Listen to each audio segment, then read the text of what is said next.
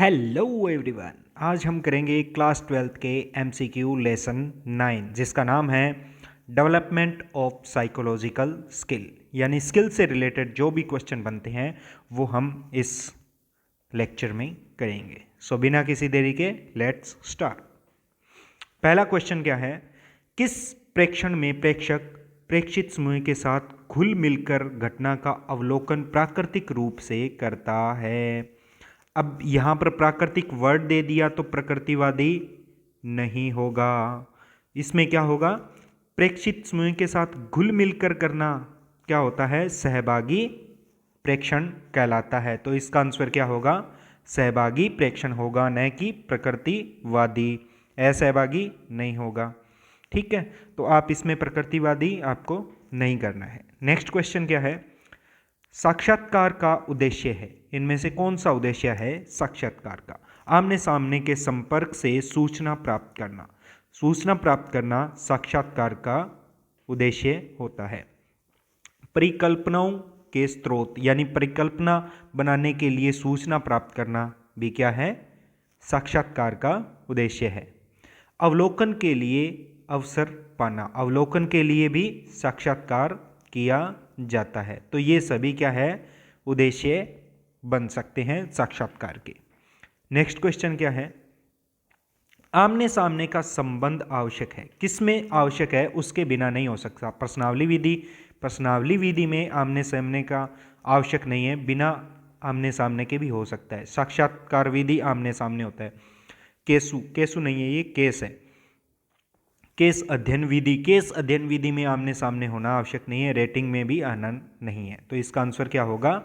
B होगा, क्योंकि साक्षात्कार विधि के अंदर एक दूसरे के आमने सामने होना, इंटरव्यू के अंदर आमने सामने होना जरूरी है, इसके बिना नहीं हो सकता। नेक्स्ट क्वेश्चन, निम्नलिखित में से कौन संचार का तत्व नहीं है? कौन सा तत्व है जो संचार का नहीं है? बोलना संचार का तत्व है, सुनना संचार का तत्व है, शारीरिक भाषा बॉडी लैंग्वेज वो भी संचार का तत्व है, यानी संचार इनके द्वारा होता है। लेकिन परानुभूति है वो क्या है? संचार का तत्व नहीं है। तो इसका आंसर क्या होगा? डी इसका आंसर होगा। नेक्स्ट क्वेश्चन है 5। एक साक्षात्कार में पूर्व निर्धारित अनुगमन किया जाता है, तो ये प्रश्न श्रृंखला किस प्रकार की है? यानी ये असंरचित है, अर्धसंरचित है, आभासी संरचित है या फिर संरचित है? यानी साक्षात्कार में यदि एक पूर्व निर्धारित, पहले से निर्धारित किसी प्रारूप का अनुगमन किया जाता है कि ऐसे लेना है, ये क्वेश्चन पूछने हैं, तो प्रश्न श्रृंखला कैसी होगी? उसको बोलते हैं संरचित प्रश्न श्रृंखला। ठीक है, पहले से बनी हुई है। नेक्स्ट क्वेश्चन, निम्नलिखित में से कौन प्रभावी परामर्शदाता का गुण नहीं है? यानी प्रभावी परामर्शदाता बनना है तो कौन कौन से गुण चाहिए, और जिनमें से नहीं है उसका आंसर देना है। कौन सा नहीं है? परानुभूति, प्रामाणिकता, भावानुवाद। हमने परानुभूति पढ़ा है, प्रामाणिकता भी पढ़ी है और भावानुवाद भी पढ़ा है कि ये परामर्शदाता के गुण विशेषताएं पढ़ी थी परामर्शदाता के अंतर्गत। तो सशर्त सम्मान है, ये हमने नहीं पढ़ा। तो इसका आंसर क्या होगा? डी होगा। आप इसकी जो इस क्लास की है, जो 9th क्लास, जो इसका 9th चैप्टर है 12th क्लास का, इसकी यदि आप वीडियो क्लास देखना चाहते हो तो आप प्ले लिस्ट में जाके चेक कर सकते हो, जिसमें हमने पूरी डिटेल से बताया हुआ है कि परामर्शदाता का कौन सी विशेषता, कौन से गुण होने चाहिए, कौन से नहीं। इंपॉर्टेंट पॉइंट्स के एक शॉर्ट के रूप में समझाया हुआ है उसमें। अब हम बढ़ते हैं नेक्स्ट क्वेश्चन की ओर। 7 नंबर, एक प्रभावी मनोवैज्ञानिक बनने के लिए किस तरह कौशल की जरूरत होती है? सामान्य कौशल, प्रेक्षणात्मक कौशल, विशिष्ट कौशल, इनमें से सभी। तो किस प्रकार के कौशल की जरूरत होती है? सामान्य कौशल की भी होती है, प्रेक्षणात्मक की होती है और किसी विशिष्ट कौशल की भी होती है। तो ये सभी प्रकार के कौशल की आवश्यकता होती है। सभी प्रकार के मनोवैज्ञानिकों में सामान्य तो होता ही होता है, सामान्य तो उनमें होना ही चाहिए। फिर प्रेक्षणात्मक एक प्रभावी बनने के लिए होती है। अगर हम सीधा एक टिक करना हो, ये ना हो इनमें से सभी, यदि ना हो तो हम क्या करेंगे? बी इसका आंसर करेंगे एक मनोवैज्ञानिक बनने के लिए। अब ध्यान रखना, इसका आंसर डी होगा या बी होगा, इसमें से एक होगा।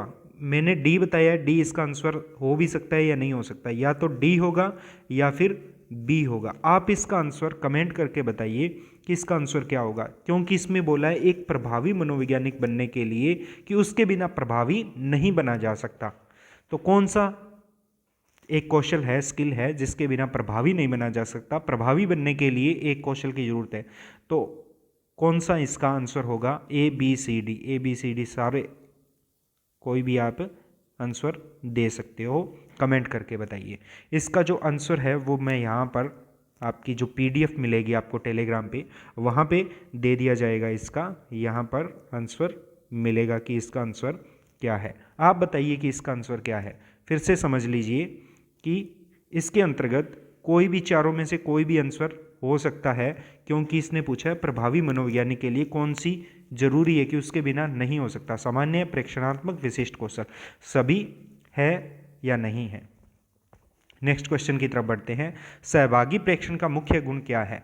स्वाभाविकता, लचीलापन, परिशुद्धता या फिर वस्तुनिष्ठता। तो जो सहभागी प्रेक्षण होता है उसका गुण क्या होता है? लचीलापन, लिए हुए होता है। बी इसका आंसर है। नेक्स्ट क्वेश्चन, व्यक्ति के शारीरिक हाव भाव किस श्रेणी का कौशल है? शारीरिक हाव भाव किस श्रेणी का कौशल है? परामर्श कौशल में शारीरिक हाव भाव की बात नहीं की थी। मनोवैज्ञानिक प्रेक्षण कार्य कौशल में हमने इसमें नहीं की, साक्षात्कार कार्य कौशल में भी नहीं की। हमने जो संप्रेषण कौशल है, बॉडी लैंग्वेज, उसमें बात की थी। तो ये किसका हिस्सा है? संचार कौशल या फिर संप्रेषण कौशल का। अंतर्वैयक्तिक संप्रेक्षण संबंधित है। अंतर्वैयक्तिक संप्रेषण किनसे है? समूह से, जनसभा से, भीड़ से, दो या दो से अधिक व्यक्तियों से। समूह से उसको बोलते हैं अंतरावैयक्तिक, दो या दो से अधिक व्यक्तियों के से संबंधित है ये। जनसभा या फिर भीड़ से संबंधित हो उसको सामाजिक संप्रेषण बोलते हैं। नेक्स्ट क्वेश्चन, अंतर्वैयक्तिक संप्रेषण का प्रकार है साक्षात्कार, ये दो लोगों के बीच में होता है तो ये प्रकार है। मध्यस्थ आधारित वार्तालाप, दो लोगों के बीच में या तीन लोगों के बीच में वार्तालाप हो रही है, वो क्या है? मध्यस्थ आधारित वार्तालाप है। तो ये क्या है? अंतर्वैयक्तिक वार्तालाप। लघु समूह परिचर्चा, वो भी क्या है? इसी प्रकार का है। तो इसका आंसर क्या होगा? डी इसका आंसर होगा। नेक्स्ट क्वेश्चन, प्रेक्षण का वह तरीका जिसमें हम सीखते हैं कि लोग भिन्न परिस्थितियों में कैसे व्यवहार करते हैं, क्या कहलाता है? अब प्रेक्षण का कौन सा तरीका है जिसमें ये देखना है कि लोग भिन्न परिस्थितियों में व्यवहार कैसे करते हैं? तो अलग अलग परिस्थिति में देख रहे हैं तो वो क्या होगा? सहभागी प्रेक्षण नहीं होगा, सामान्य प्रेक्षण भी नहीं हो रहा, इसको बोलते हैं प्रकृतिवादी। उनके प्रकृति नेचुरल तरीके से हम उनका प्रेक्षण कर रहे हैं। ये इसका आंसर होगा। नेक्स्ट क्वेश्चन, मनोवैज्ञानिक अपने परिवेश के किन पक्षों के विभिन्न पहलुओं के बारे में प्रेक्षण करता है? यानी मनोवैज्ञानिक है वो अपने परिवेश के किन पक्षों में, क्या वो घटनाओं का प्रेक्षण करता है या व्यक्ति या दोनों का या इनमें से कोई नहीं? तो वो क्या करता है? इन दोनों का ही, घटनाओं का भी करता है और व्यक्ति का भी प्रेक्षण करता है।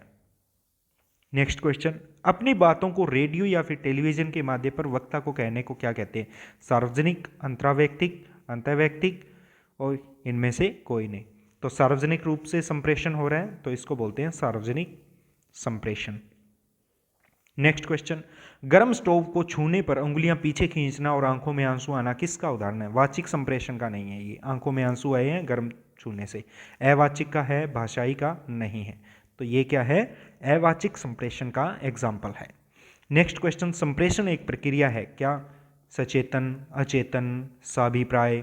तो ये सचेतन प्रक्रिया है, अचेतन प्रक्रिया भी है और साभिप्राय भी है, यानी ये सभी प्रकार की प्रक्रिया है, उपरोक्त सभी। अब ध्यान देना, यहाँ पर यदि कोई और लिखा और तीनों चारों में से एक टिक करना हो तो सिर्फ हम सचेतन को आंसर देंगे कि ये कौन सी प्रक्रिया है? सचेतन प्रक्रिया है। किस में लिखा हुआ है? एनसीईआरटी में, क्योंकि जो एनसीईआरटी में है वही सही है। नेक्स्ट क्वेश्चन, निम्नलिखित में किसे मनोवैज्ञानिक के मूल्यांकन विधि के रूप में नहीं समझा जाता?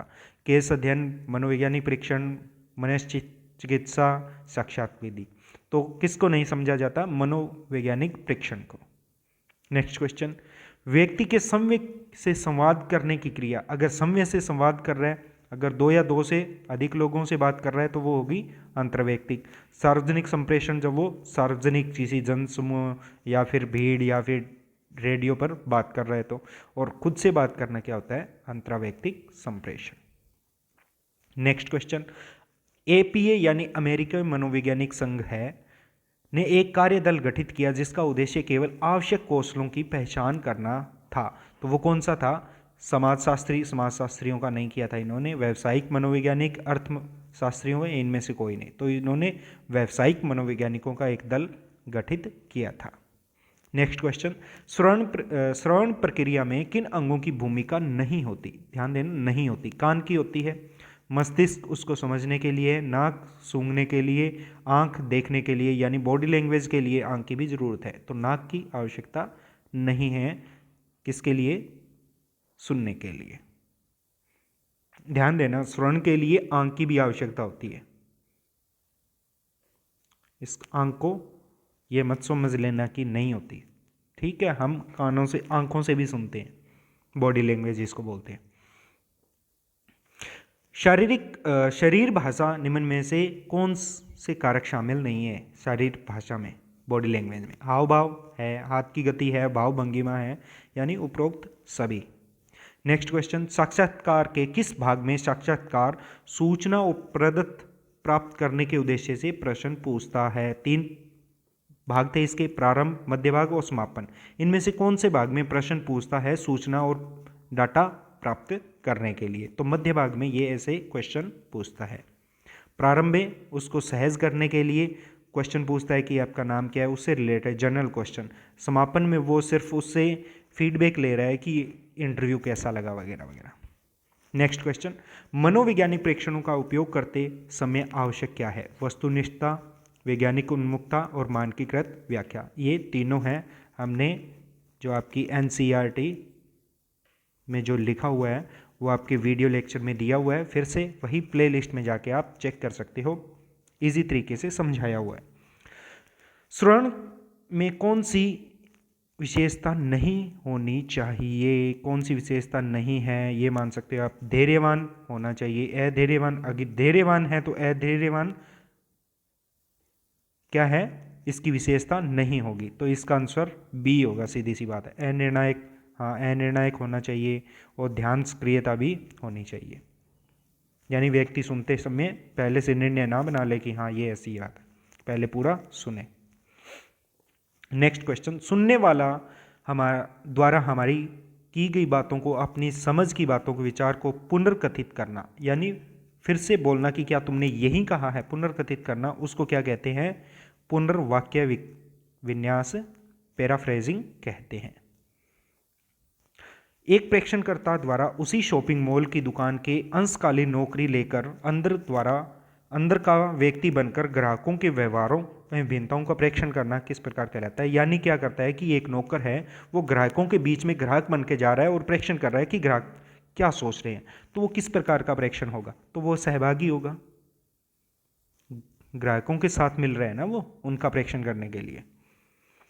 एक प्रभावी परामर्शदाता क्या गुण नहीं है?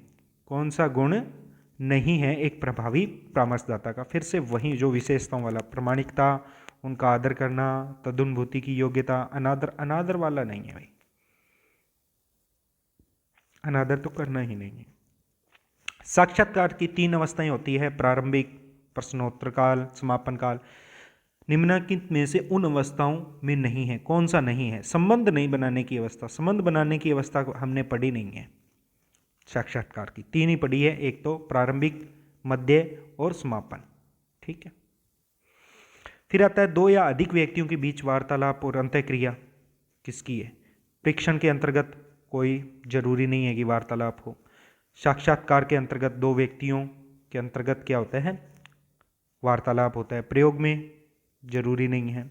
तो परामर्श में भी आवश्यक नहीं है कि 2 व्यक्ति हों, ठीक है।